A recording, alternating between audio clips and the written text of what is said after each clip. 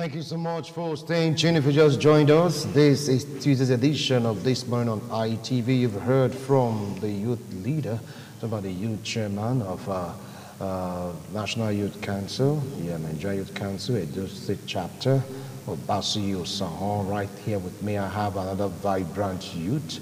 He imparts knowledge also. He's an entrepreneur, but he's very much interested in politics. Join me to welcome God sent, welcome. Thank you, Winston. It's my pleasure. I know you're just so eager just to calm down. Calm down. So you might have seen, you might have heard, like what Osahon said, he said, look, you should expect all these things because everything is just so open now. And he said, most of those things they are saying, there's an element of truth in what they are saying. But do we need to hit up the polity right now? If you ask me directly, Winston, I would say no. There is no right thinking in Nigeria or any person that understands the game of politics that will give credence to attacking or vicious campaign. Nobody will support anything that seems as if you are nicknaming or trying to assassinate, criticize the character of a particular individual. Now, when that is allowed or given credence to, it means that we are gradually building a template or a ground for a violent field election, both during the campaign and on the election day proper. But having established that, I want to quickly say that there is also need to ask ourselves, what might be instigating all of these issues? Like I've said, I just came from Abuja yesterday, and it's sad to see that anywhere you go, people can feel the fact that we are choking in this country. I spent quite some time there. People can feel that we are gradually losing it. There is this anger when people talk to you about the state of this country. There is this frustration. There is this depression. Even those you think are doing well in business, sometimes it's absorbed when you see them give you their own analysis. But let me go to the issue straight up. Yeah. You see, when you talk about hate speech or vicious campaign, I think the authorities that be are not really handling it holistically. They are not being sincere with their approach. I'll give you my reasons. You see, humans being who we are, we will always do whatever we want to do after we have thought of possible consequences. So when we have this idea that there is really no consequences, or we have quote and unquote so-called political godfathers who can always be there for us, no matter what we say or do, then we have the temerity, the audacity to go ahead to do things, even when it negates the laws of the land. Before you attack the various candidate supporters, you have to ask yourself, from history till now, which of the arrowheads have been free of hate speech? For me, I see it majorly as copying their masters. Copying their masters? Yes, I see it majorly. Even recently, if you follow the news, you will discover that there was a verbal attack between the presidential aspirant of APC and that of PDP just after the interview granted to Atiku Abubakar by Arise TV. I mean, the head of media for the APC lashed him. That was when the presidential, on personal grounds, grounds on corruption, grounds on ill health, as in one of the party was like, you are most corrupt. The other one was like, Grant, I challenge you for an interview. This was by their media head. Let's know whether you are even mentally present. You see, that was an attack on a candidate health status. Now, we are not fools. Not every supporters can rationalize and know very well that no politician, no matter who they are, is worth dying for. Or is worth going the extreme for. Because one of the things I want to tell our supporters out there, I'm a supporter of a candidate, I'm a Nigerian, I have the right to, is that while you attack a certain candidate, they meet up there At the end of the day, you end up being the one being stupid. You issue threats, issue ultimatum, call names, produce fake videos, fake news. At the end of the day, these same people you think you want to protect, they have a meeting point. You'll be shocked to see that they are dining together. They are whining together, which is not a bad practice, because we are advocating for the need of sportsmanship in politics. Now, my point is that any campaign or support that have become advertorial, politics is not about advertising a candidate, so to speak. It's not about damaging the reputation or exposing the weakness of a certain candidate in a very personal and critical way, but it's about issues. It's about policy reforms in advanced country. It's about what does your candidate have to bring to the table, to offer, what change. It's about going back to the antecedents of each of these candidates to inform my decision as a supporter. Now, let me give you one very vivid example, Winston. Just observing this attack and counter-attack that is going on. Yeah. I remember that just few months ago, not so long from now, the presidential candidate of the Labour Party came out and said to his supporters, please stop. Stop attacking the personality of my opponent. Stop picking them up on their ill health status. Stop calling them names of corruption. Leave them alone. It's not about advert. It's about what do we bring to the table. Then, when it came to the point of the APC, so to speak, or other presidential candidates, they started attacking the other candidates. I've read in the news that a certain presidential candidate, precisely of the APC, through his media aid, is warning the obedient people and saying, Peter Obi, saying, caution your people. I laugh. Because none of the supporters have been innocent or guiltless of this same issue. So they are all guilty. They are all guilty. But no, it's not the right thing. I've established that. Nobody is giving credence to that. I'm only trying to say that if I want to check the issue of character, the strength of value, I am seeing one presidential candidate in recent past cautioning his people directly, not through an aide, and say, hey, stop attacking these people.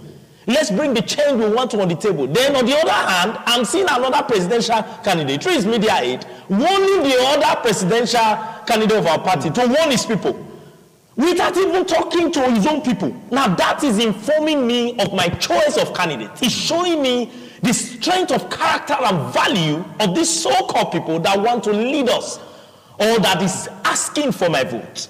While one is taking personal responsibility and calling his people to order, another person is warning this candidate to warn his people, as if his own people have not been guilty of the same vicious attack on other presidential candidates.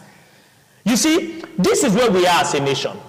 When we don't have strict laws, when there is no synergy between the electoral law, the judiciary, and the police, when people are not aware that there are consequences for their actions and inactions, there's every tendency that they will go across board. That is the reality of what is playing out. So it's not about what people are saying per se. It's about what is the system over the years. See, Winston, you have been in this country. You are not a foreigner. You have heard different candidates, both at in previous election, both at presidential level and state, saying words like, I will make this country or this state ungovernable if I don't win. It will be ungovernable. Some of those persons still became president. I know of one that still became president. Some of those persons still became God. At the end of the day, maybe not that election. What has been done over the years? People will naturally copy their masters. We have seen in this nation how people talks were caught during and before elections. I mean, during campaign and on the election day itself, and there is nothing like prosecution. Quite a number of them have gone, we can cite instances, the ones that were caught with ammunition going to another state to influence election or whatever. You know, it became a shocker when we heard that they have been released. In fact, not even a shocker, it's the norm in this country. Now, what I'm saying is what we are seeing currently about the vicious attack by various presidential candidate supporters is a build-up. It's what has been happening over time. And this is exactly what their masters have always been fond of doing, and they are going away with it. But it's like it's getting out of hand right now. It's getting out of control. Will it be healthy for the election? I want to call on the police to first warn the main actors, the presidential candidates of these parties. I use that word because these people could say anything, could talk to anybody, because they feel like their master is so powerful enough to stop them from being attacked. And the one that does not have the strength of character keep pointing accusing fingers to the other ones when his own supporters have said worst and done worst. You know, let's not start calling names, but when his own supporters have done worst, but the one that have the strength of character and value have taken responsibility to call his own supporters and say, hey, stop this vicious attack. We have seen it in this country. So we must be able to analyze history, to be able to connect to why we are where we are and why what is happening is happening. Over the years, we have not been able to arrest hate speech, personal attack among the political elite. It seems like the way we have practiced over the years is there are some persons that are so special that are untouchable. Okay, let me give you one key example before I hang on. Do you know that just the recent past primary elections, in fact, even though we say sometimes, let's not go by what social media say, but you will agree with me that for every rumor, that, like it said, there's always an element of truth. We saw on social media how money were flying everywhere. Now, are we saying the law enforcement agents, are they saying whether EFCC or the police or judicial, are they saying they don't know where those money are emanating from? Some people were displaying their money on social media. The money they were giving. Somebody was even sharing his money in his own constituency, in his own village. The money he got, the proceeds he got from the primaries. Now, what have been done about that? So why do you now expect that as a supporter of XYZ candidate, I will not do worst? I will not say worst. Because when my mentor did it, nobody did anything. It was only a thought. We talked about it and swept it under the carpet. So the way we handle issues in this country, we are not being pragmatic and we are not being sincere. It is easy to attack the supporters without first of all knowing that what the supporters are simply doing in most cases, please, in most cases, not in all cases, is that they are copying their masters. Apart from one of the presidential candidates that have the character, the value, and the sanity enough to call his own house to order. You're becoming sentimental about this. Who is not sentimental in the present days Nigeria? All right. Now, if you take a look at the situation, the police have come out to give a warning because of what has been going on. They gave an example of what happened in the previous elections and the number of lives lost due to all these kind of activities, and they've issued a warning. Nobody should cross the red line. But it's clear that many of these supporters have crossed the red line and still nothing has been done about it. Is it not high time the police starts arresting these individuals violating this rule that may cause chaos in the 2023 general election? Thank you, Winston. If you listen to me carefully, yes. I first of all made the point that the issue is we have not been tackling the issues. We have been sweeping a lot of this issue under the carpet. In what way? And that is what is building up. I told you about the main actors that have been involved in all of this hate speech and vicious attack. You know, even vote buying, which is having a field day. People just come out and say it is wrong, but nothing is done to them.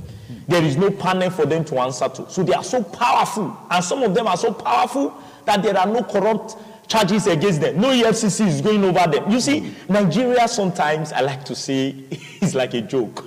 You know, like that a joke in what ways? Is my personal statement. In the ways I'm talking about, when some certain class of people can do things and go away with it, their followers follow suit. This is what we call the law of mentoring, influence. Leadership is influence. They follow suit and do the same thing, knowing fully well that they themselves will also go away with it. The police should start first by warning the flag bearers to be careful of their words.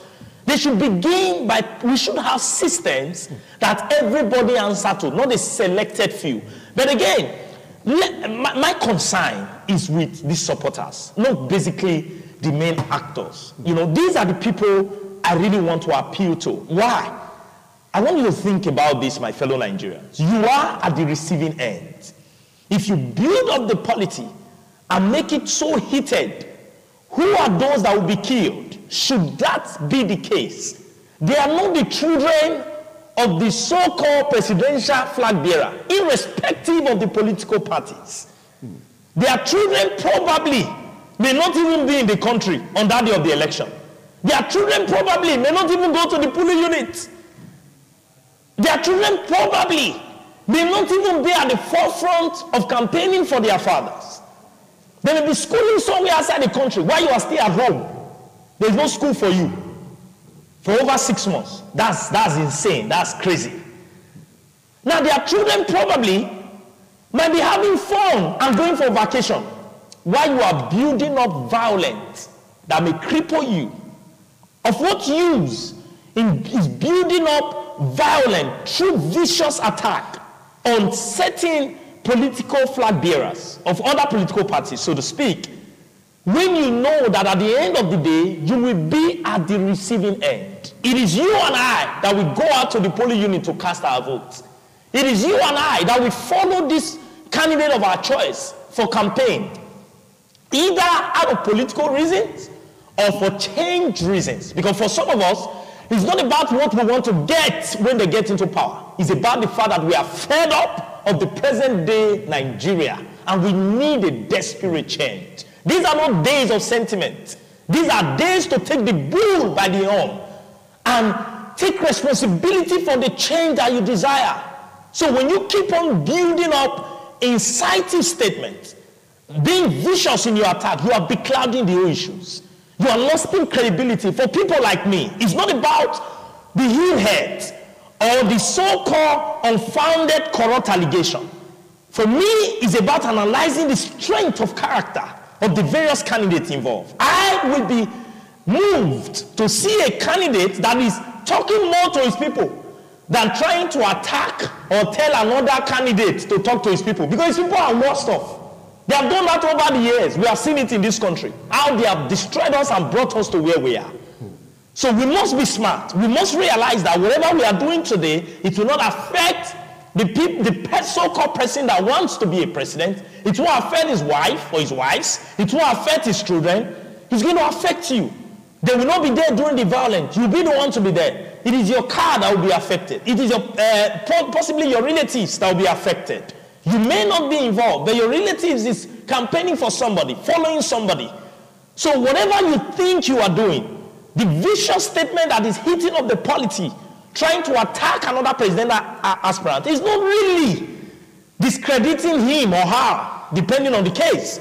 It's only manifesting our nuisance value. It is a manifestation of nuisance to attack people's personality in the name of election. The best way to go is tell us the change your candidate have.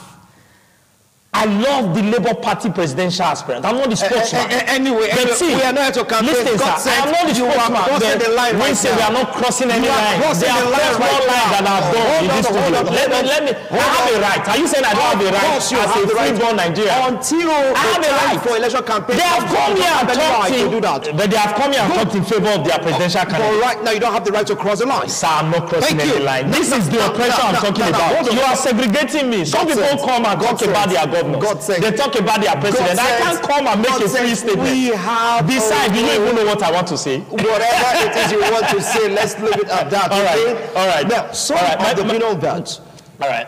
Despite the fact that it shouldn't be, personal attack on these characters, but some of them will go out of their way to go hire thugs.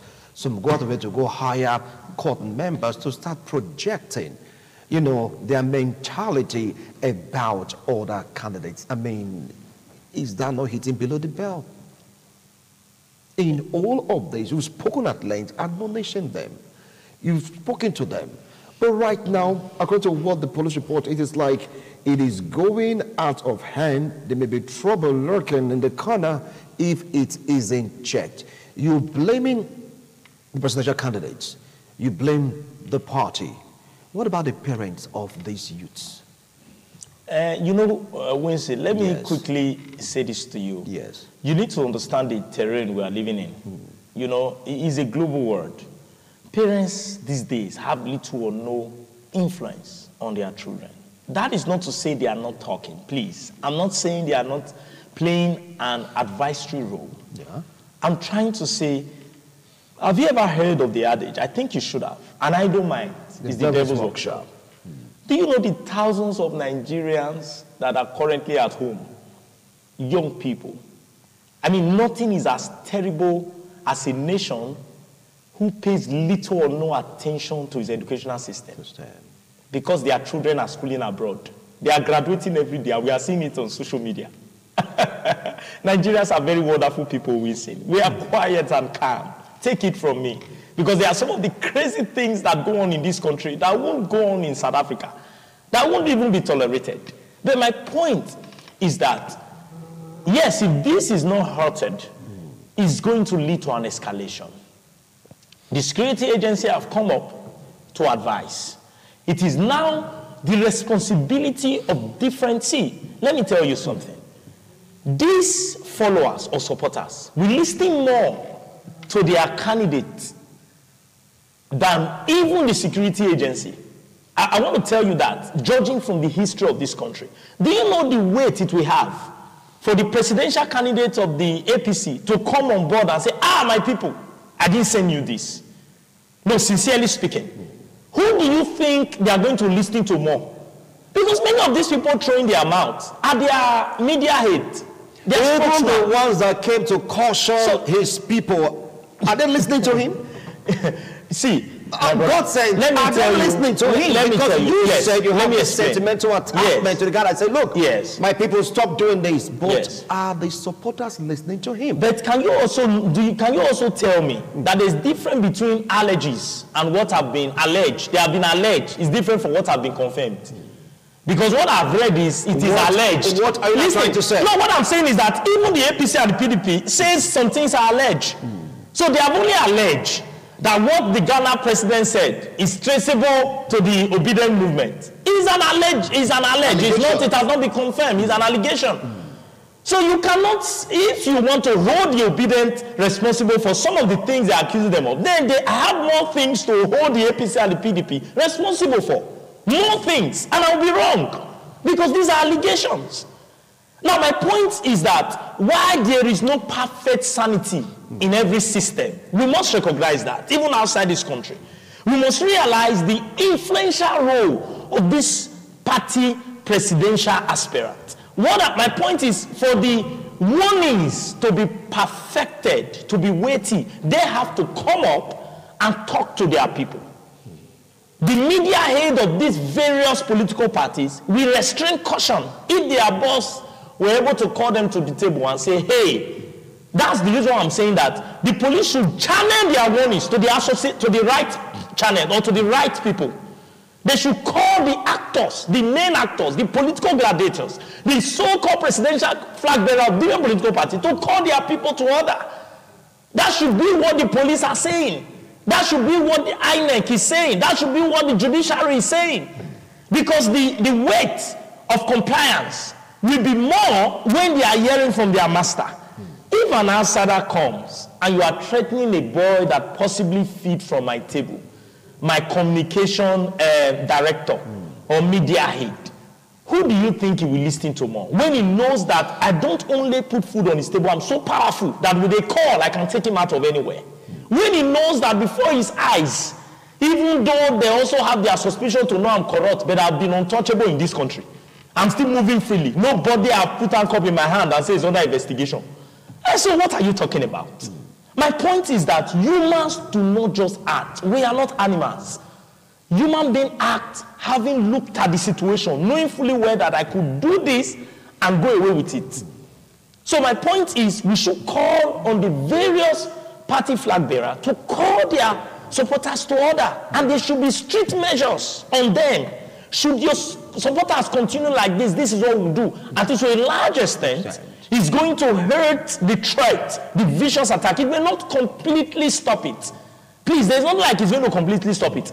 But Winston, how do you expect me to sit down here and not even give a man in the history of this country that had the courage to look at his people and said, have you read the content of his Twitter message? He said, I have observed, that was some few months ago, and discovered that some of these things are true.